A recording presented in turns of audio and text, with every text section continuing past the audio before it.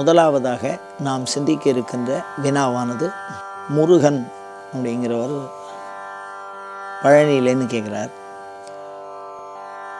வீடுகளில் தினசரி வழிபாடு செய்கிறோம். வீட்டில் அப்படி பண்ணுறபோது ஒரே ஒரு தோத்திரத்தை தொடர்ந்து பாராயணம் பண்ணுறதா, இல்லை ஒவ்வொரு இடத்துலேருந்தும் ஒவ்வொரு தோத்திரங்கள் எடுத்து பாராயணம் பண்ணுவோம், இதில் என்னத்துக்கு எது வித்தியாசம், எது நல்லது அப்படின்னு கேட்குறாரு.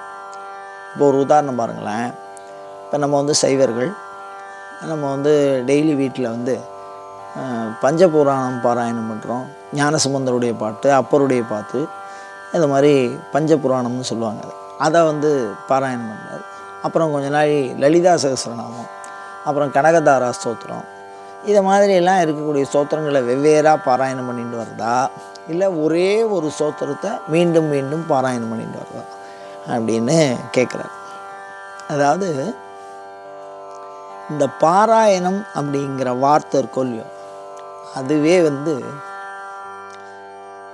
உபாசனை முறையில் தீட்சை பெற்று மந்திரத்தை எடுத்து கொண்டவர்கள் இந்தந்த பாராயணம் பண்ணணும்னு அவளே வரையறுத்துருக்கா.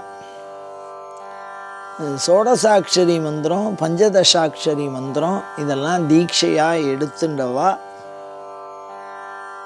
ஒரு நாளைக்கு ஒரு முறை லலிதா சகஸ்ரநாமம் பாராயணம். இந்த மாதிரி எந்த ஒரு மந்திரத்தை முதன்மையாக தீட்சை பெற்றிருக்கிறார்களோ அவர்கள் அந்த தேவதைக்கு உண்டான மந்திரத்தை பாராயணம் செய்ய வேண்டும்.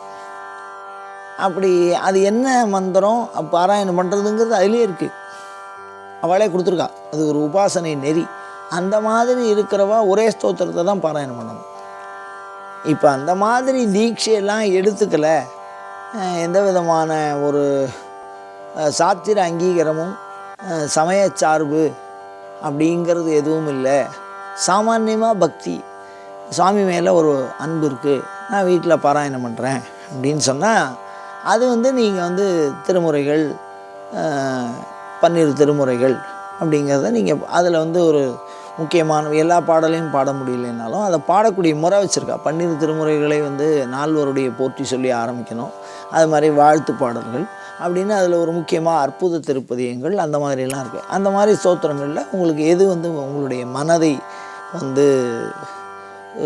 அதாவது உருக்குவதாக, மனதோடு தொடர்பு கொண்டதாக இருக்கிறதோ அதை அறிந்து பொருள் உணர்ந்து, அதை எல்லாருமே சொல்கிறார். தோத்திரம் செய்து தொழு அப்படின்னு அபிராமி பட்டர் சொல்கிறார்.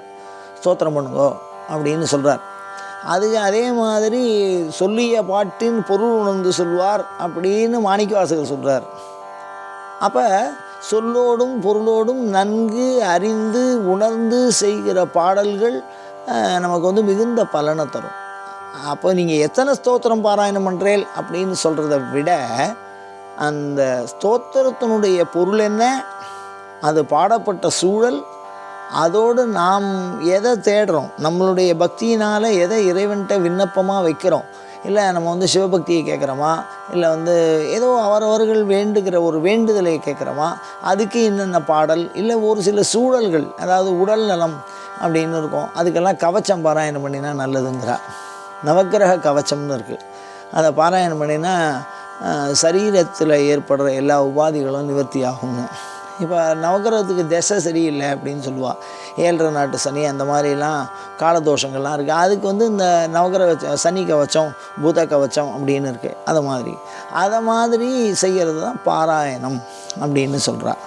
அப்போ நம்மளுடைய காமிய விதி, நம்மளுடைய தேவைகளை சார்ந்தும் சூழல் சார்ந்தும் இந்த தோத்திரங்களை நாம் தேர்வு செய்ய வேண்டும். அதோடு மட்டும் இல்லாமல் பொதுவாக நம்மளுடைய குலதெய்வம் இருக்கோல்லையோ, அதனுடைய பாடல்கள், அது தொடர்பான பாடல்களை நாம் தினசரி பாடுவது என்பது ஒரு நம்ம நினைக்கக்கூடிய இந்த உடல் சார்ந்த உள்ளம் சார்ந்த அனைத்து நலன்களையும் தருவது இந்த ஆண் குலதெய்வமும் பெண் குலதெய்வமும். அந்த குலதெய்வம் தொடர்பாக ஏதாவது ஒரு தோத்திரம், இல்லைன்னா அவருடைய பேரில் ஓம் சேர்த்து பின்னாடி நமஹா சேர்த்து அதை ஒரு 108 தடவை சொல்கிறது அப்படின்னு கூட வச்சுக்கலாம். இப்போ என்ன விஷயம் அப்படின்னா, பாராயணம்ங்கிறது என்னென்னா தேவையை சார்ந்தும் எடுத்துருக்கிற மந்திரத்தை சார்ந்தும் அவர்களுடைய சூழல் மற்றும் காலம் சார்ந்தும். இப்போ சப்தசதி பாராயணம்னு ஒன்று வச்சுருக்காங்க, 700 ஸ்லோகம். அது அம்பாள் டெய்லி பாராயணம் பண்ண முடியாது. அவன் டெய்லி ஒரு 50 ஸ்லோகம் 100 ஸ்லோகம் அப்படியே வாரம் அதை முடிக்கிற மாதிரி. அதை அம்பாள் உபாசகர்களுக்கு மிக சிறப்பாக சொல்லி அதுதான் சொல்லுவார். பண்ணியது உன் திரு சென்னியது உன் பொற்திருவடி தாமரை சிந்தையுள்ளே மன்னியது உன் திரு மந்திரம் பகல் இரவா நன்னியது உன்னை நயந்தோர் அவையத்து நான் முன் செய்த புண்ணியம்னு சொல்லுவார். அப்போ இந்த புகழெல்லாம் அதில் சொல்லப்பட்டிருக்கு.